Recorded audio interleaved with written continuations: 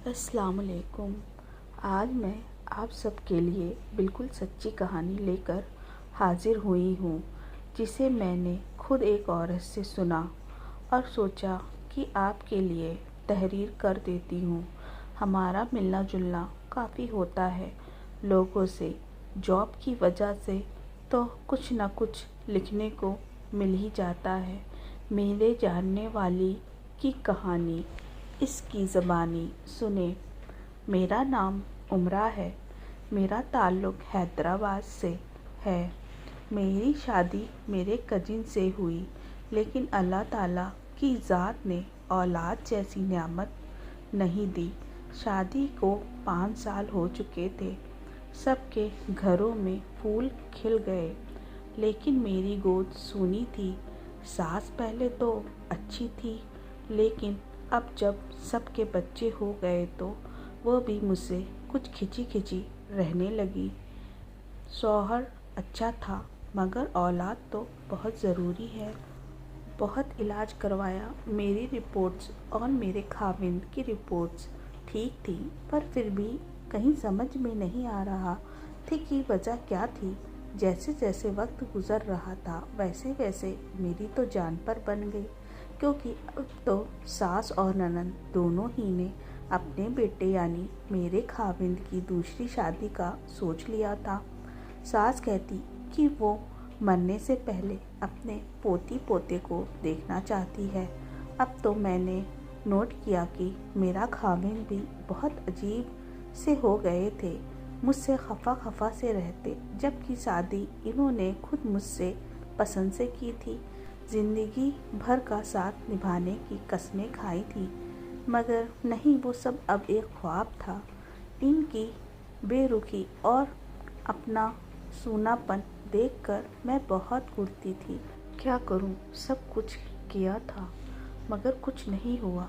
मेरी एक सहेली थी, नूरी, मुझे कितनी बार बोली कि एक औरत है, इधर चल मेरे साथ, सब कुछ ठीक हो जाएगा, मगर मैं डरती थी, कभी इसकी नहीं सुनी। लेकिन एक दिन मैंने खुद से इसे फ़ोन लगाकर बुला लिया और कहा कि मैं तैयार हूँ।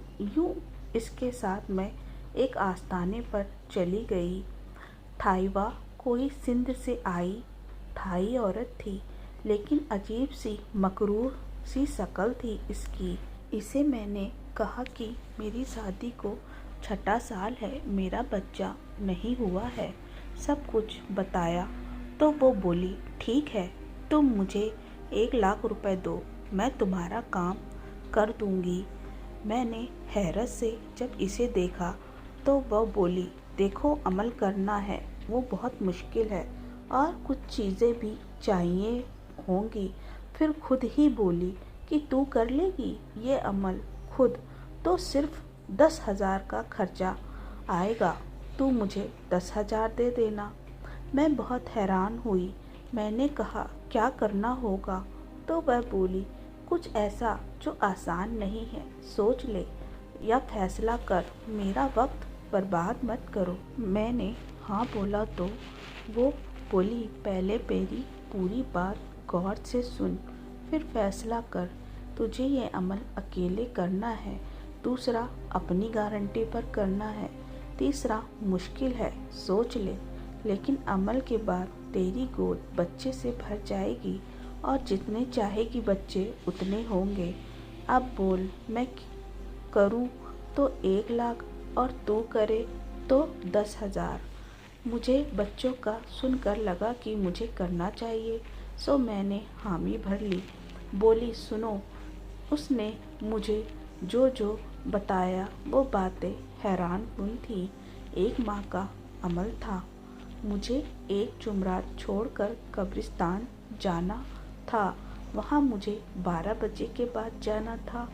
किसी भी नौनिहाल बच्चे की कब्र पर बैठकर कुछ अजीब सा मंत्र पढ़ना था। इसने सब कुछ लिखकर मुझे कागज़ पर दे दिया था। गोश्त किसी भी किस्म का 1 माह तक मुझे नहीं खाना था। काले या सफ़ेद कपड़ों के अलावा कोई रंग नहीं पहनना था। नमाज कुरान किसी भी किस्म की दीनी महफिल कोई ऐसा प्रोग्राम नहीं सुनना था, पढ़ना है। काले मुर्गे को अपने हाथों से ज़िबा करके दरवाजे पर कड़ा खोदकर दफनाना है। शाम को बाल खोलने हैं। जब भी पीरियड आए किसी बच्चे वाली औरत के घर जाकर नहाना है। आखिर में इसने कहा कि देखो, तुम्हें ये अमल बीच दरमियान में नहीं छोड़ना है, वरना बहुत पछताओगी और दौरान अमल या ख्वाब में तुम्हें भेस बदल कर, शक्लें बदल बदल कर जब कोई परेशान करे तो कहना मुझे काली माता का आशीर्वाद है, मैं देवी की भक्त हूँ। साथ ही इसने मुझे कुछ मंत्र भी बताए। यूँ मैंने कुछ पैसे देकर घर वापस आई, बाकी के पैसे भी इसे पहुंचा दिए। घर आई तो सारी प्लानिंग सोचने लगी। मेरे मियाँ की ड्यूटी रात को भी होती थी। वो एक फर्म में थे। बाकी गोश्त नहीं खाना, काले मुर्गे का इंतज़ाम करना। वो मैंने अपनी दोस्त नूरी से कहा, जब चाहिए मैं ले आऊँगी। वो बोली। खैर, सबसे पहले मैंने काले मुर्गे को छुरी फेरी और उसे घर के दरवाजे पर पड़ी मिट्टी को खोदकर एक घड़े में रखकर दफन कर दिया। फिर मैंने बहाने बहाने से नमाज कुरान से जान छुड़ाती रही थी, जबकि मैं बाकी बाकायदी से ये सब करती थी। घर वालों ने इसे मेरी मजबूरी समझा। मैंने जो झूठ बोला था इन्होंने इसे सच समझा। इसके बाद मैं 2 बार दूसरे के घर में गुस्ल भी ले आई थी, जो वो उस औरत ने मुझे पीरियड के दौरान नहाने को बोला था। मैंने सिर्फ 2 रंग के कपड़े पहनना शुरू कर दिए थे। मेरी सास अपनी बड़ी बेटी के घर गई थी मेरे ऊपर सौतन लाने, लिहाजा घर में मैं थी और अम्मा जुम्मन थी, जो पुरानी मुलाजिमा थी, या मेरे शौहर।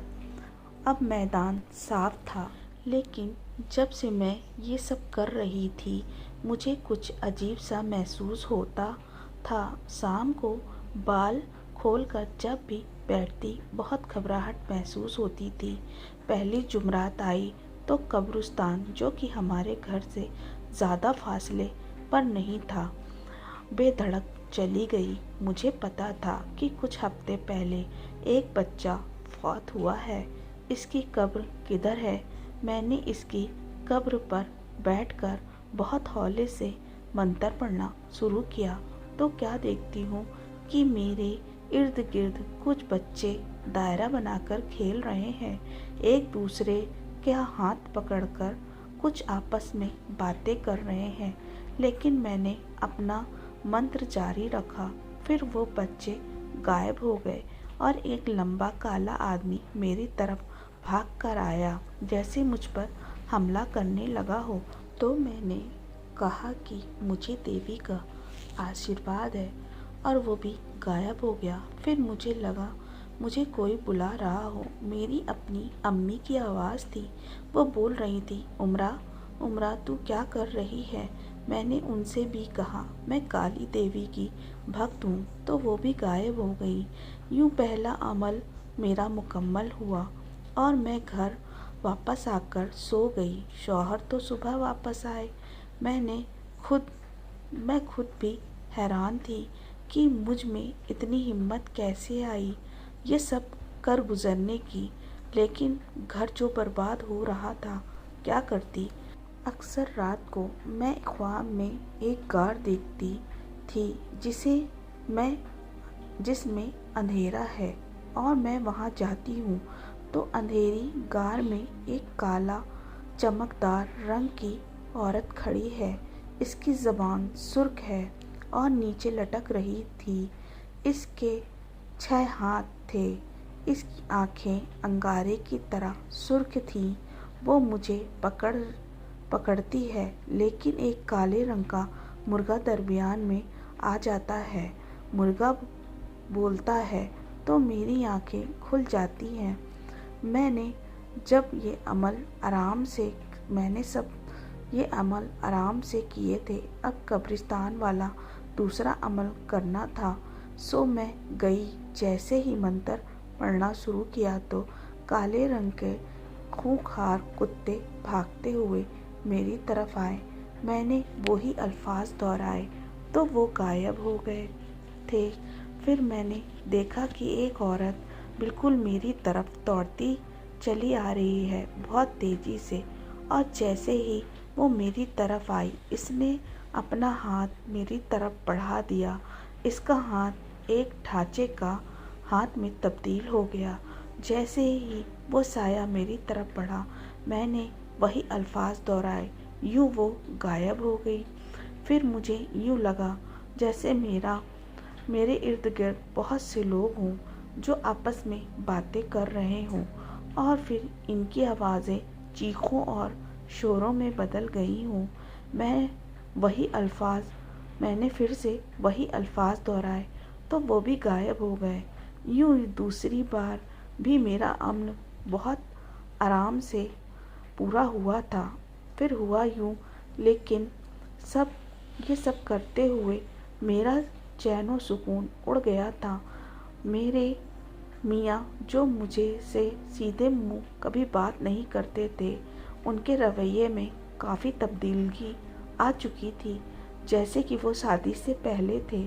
सास भी फ़ोन पर सदकेवारी जा रही थी, लेकिन मुझे क्या हुआ था?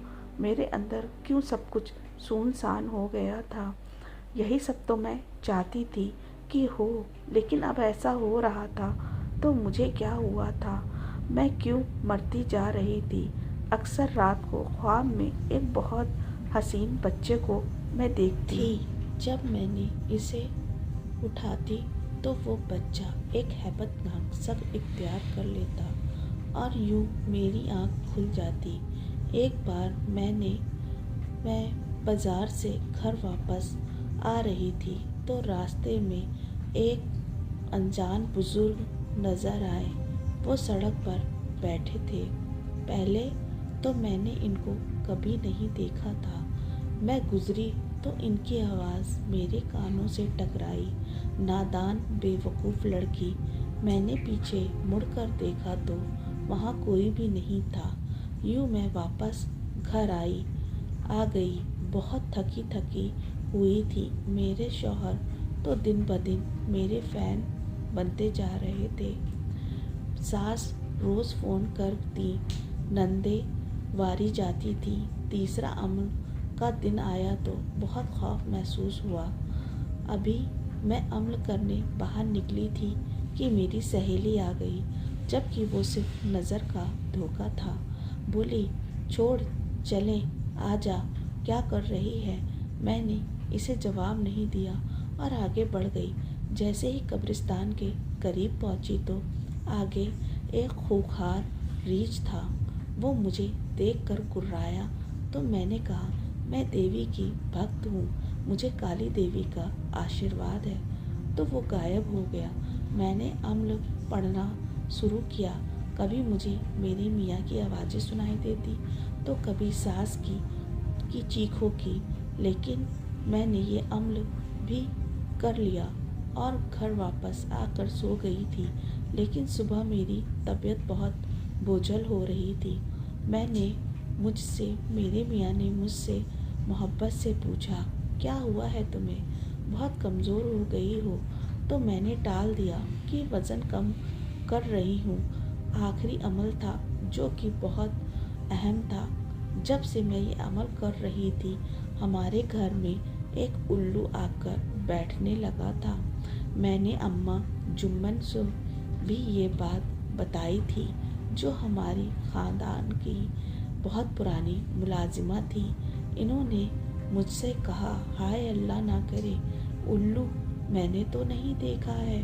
अरे ये तो मनहूस होता है। जब किसी के घर में बलाएं नाजिल होती हैं तब ये उल्लू बैठते हैं। मैंने बहरहाल जब से अमल शुरू किया था, बहुत अजीब हालत थी। वज़न गिर गया था, रंग पीला और जर्द पड़ गया था, भूख खत्म हो गई थी, नींद भी बहुत कम आती। जब भी सोने के लिए लेटती ऐसा लगता जैसे कोई कहता उठो, बस ऐसा ही दिन गुजर रहे थे। अब मुझे आखिरी जुमरात का सख्त बेचैनी से इंतज़ार था। सास तो वापस नहीं लौटी, लेकिन मियाँ इस दिन काम पर नहीं गए थे। मेरे लिए अब एक मसला था, लेकिन इसका भी हल मैंने ऐसे निकाला कि दूध में मियाँ को नींद की गोली दे दी, जिससे उनको कोई होश नहीं था और मैं आराम से निकल गई। गली में कोई भी नहीं था, लेकिन मुझे ऐसा लगा कोई मेरे पीछे आ रहा है। मैंने पीछे मुड़कर नहीं देखना था। मैं चलती गई। अभी मैं चलती ही जा रही थी कि जो कोई भी पीछे था वो आगे आगे चलने लगा। वो एक आदमी था जिसके हाथ में लालटेन टाइप की कोई चीज़ थी। वो मुझसे आगे आगे चल रहा था, लेकिन इसकी चाल में टक टक की आवाज़ें थी। मेरी नज़र जब इसके पाँव पर पड़ी तो इसके पाँव की जगह घोड़े के खुर लगे हुए थे। मैं रुक गई तो वो मुड़ा। मैंने वही कहा जो उस औरत ने मुझसे कहा था, तो वो हंसा और बोला, फिर मैं क्या करूं? मैं घबरा गई थी कि ये क्या हो गया। इतने में मुझे उसी औरत की आवाज़ फिर सुनाई दी। वो बोली, इसे फिर से बोल वही बात। इसके बाद मैंने फिर से वही अल्फाज दोहराए। अब की बार वो अल्फाज सुनकर वो गायब हो गया। आगे कब्र थी। क्या देखती हूँ, एक औरत कब्र पर बैठी हुई है और मुझसे कहती है, चली जा चली जा। मैंने इससे भी वही अल्फाज दोहराए। वो गायब हो गई। अब मैंने कब्र के ऊपर बैठकर मंतर पढ़ना शुरू किया तो वो कब्र ही हिलने लगी थी। मुझे उसी औरत की आवाज़ फिर सुनाई दी कि उठकर मंतर पढ़। मैं उठ गई, मंतर पढ़ने लगी कब्र पर बैठकर। फिर कब्र फटी और इसमें से 3 साल का बच्चा कफन समेत बाहर निकला और मुझे देखकर हंसने लग गया। मैंने मंतर जारी रखा। वो मेरे करीब आया और गायब हो गया। ऐसा भी नज़र का धोखा था। सब ठीक था। इसके बाद मैंने एक औरत देखी, काली स्याह रंगत वाली। वो गायब हो गई। इसके बाद बंदरनुमा इंसान देखा जो मेरी तरफ बढ़ रहा था। जैसे ही नज़दीक आया और गायब हो गया। खैर, मैंने बहुत हिम्मत से ये अमल को पूरा किया और घर आ गई थी। दूसरे दिन मुझे बहुत तेज़ बुखार हुआ। इसी तरह एक रात सोते हुए मैंने अपने मियाँ को अपने पास पाया, जबकि वो तो जॉब पर थे। तो फिर वो कौन था? जब मैंने साइड टेबल की लैंप को ऑन किया तो वहाँ कोई नहीं था। यूँ दिन गुजर रहे थे। एक दिन मैं काम करते करते बेहोश हो गई। मुझे डॉक्टर के पास ले जाया गया तो उसने कहा, खुशखबरी है। बस फिर तो मेरे पूरे ख़ानदान में खुशियाँ थीं, लेकिन मैं न जाने क्यों खुश नहीं थी। मैंने पूरे माह नमाज कुरान दीन का कोई काम नहीं किया था। मेरे घर 9 माह के बाद बेटे की पैदाइश हुई। सब खुश थे। एक दिन मैं कमरे में सोई हुई थी। बच्चा अभी 40 दिन का भी नहीं हुआ था, तो क्या देखती हूँ कि एक सफ़ेद कपड़े वाला आदमी है। इसने मेरे बेटे के माथे पर हाथ रखा हुआ है। मैंने बहुत गौर से देखा था, कोई ख्वाब नहीं था वो। जब मैंने उठकर लाइट जलाई तो वो गायब हो गया। फिर मैं क्या देखती हूँ कि मेरा बेटा खेलता खेलता गिर गया है। और कभी कभी ख्वाब देखती कि बच्चे को कोई औरत ले जा रही है। कभी मैं देखती कि मेरा बच्चा एक अजीब मखलूक की औरत के साथ बैठा हुआ है। कभी मैं देखती कि मेरा बेटा किसी बच्चे के हाथ में हाथ डाले है और दूसरा बच्चा वो था जिसकी कब्र पर मैंने अमल किया था। दिन गुजर रहे थे। एक दिन बच्चे को बहुत तेज़ बुखार हो गया। अभी वो 20 दिन का था। बहुत इलाज करवाया, लेकिन वो ना बच सका और वो हमेशा के लिए चला गया। मैं तो 3 दिन के बाद होश में आई। सब ही बहुत मुरझाए हुए थे। मैं तो बिखर ही गई थी, जैसे कुछ ज़िंदगी में रखा ही ना हो। बहुत गुमसुम हो गई थी। बहुत कुछ टूट गया था अंदर से बहुत कुछ टूट गया था। कुछ माह ऐसे ही गुजर गए। नमाज जो कभी बाकायदगी से पढ़ती थी, अब वो कब की छूट गई थी। लेकिन एक दिन बैठे बैठे मगरिब की अजान हुई तो अजीब सा सुकून महसूस हुआ, ऐसा सुकून जो कभी खो गया था। मैं उठी, वज़ू किया, नमाज पढ़ी। आप यकीन करें, दौरान नमाज मुझे अजीबोगरीब आवाज़ें आना शुरू हो गई थी, लेकिन मैंने नमाज अदा किया। इसके बाद तस्बीह भी पढ़ी। सारी रात रोती रही। ईसा की नमाज के दौरान भी मुझे महसूस हुआ कि मेरे पीछे कोई है, मगर मैंने नमाज अदा की और ज़ारो कतार रोई, इतना कि आंसू का जैसे समंदर हो। और इसके बाद बहुत सुकून से नींद आई, जो कि काफ़ी माह से गायब थी। मैं पहले की तरह सोम सलात की पाबंद हो गई थी। अब घर के हालात मुख्तलिफ थे। सास को उम्मीद हो चली थी कि दूसरी बार भी फूल खिल सकता है, मगर सच तो ये था कि साल हो गया था मगर कुछ भी नहीं हुआ था। मेरी सहेली नूरी ने मुझे फिर से कहा कि चल उसी औरत के पास चलते हैं, लेकिन मैंने इनकार कर दिया। अपनी सहेली से कहा, नहीं अब नहीं, मैंने तंतर मंतर से जो गुनाह किया है, अब मैं मज़ीद ऐसा नहीं कर सकती हूँ। अब मैं अपने अल्लाह पर यकीन करूँगी, जिसने हज़रत ज़करिया अलैहिस्सलाम को बुढ़ापे में औलाद अता की। और मैंने दिल से रात दिन अल्लाह ताला की ज़ात से दुआ की, गिड़गिड़ाई, बहुत रोई। मुझे समझ आ चुकी थी कि तंत्र मंत्र, जादू टोना सब वक्ती कामयाबी है। ऐसे लोग शैतान के चिल्ले में होते हैं। शैतान वक्ती कामयाबी तो दे देता है, मगर बाद में ईमान की दौलत छीन लेता है, ताकि हम अपने अल्लाह के रास्ते से हट जाएं। असल कामयाबी तो अल्लाह के रास्ते पर चलने से है। सो मैंने अपने गुनाहों की माफ़ी मांगी अल्लाह ताला की जात से, और दिन रात एक किए कफ़ारा अदा करने हर वक्त मुसल्ले पर होती थी। मैंने अल्लाह ताला की जात से उसके प्यारे नबी सल्लल्लाहु अलैहि वसल्लम के तुफ़ैल दुआ मांगी थी, तो वह कैसे रद्द करता। यूँ मेरे घर दूसरी बार खुशखबरी हुई। इस बार 2 जुड़वा बच्चे थे, एक बेटा और दूसरी बेटी। पूरे घर में जश्न का समा था और यूँ मेरा घर खुशियों से भर गया।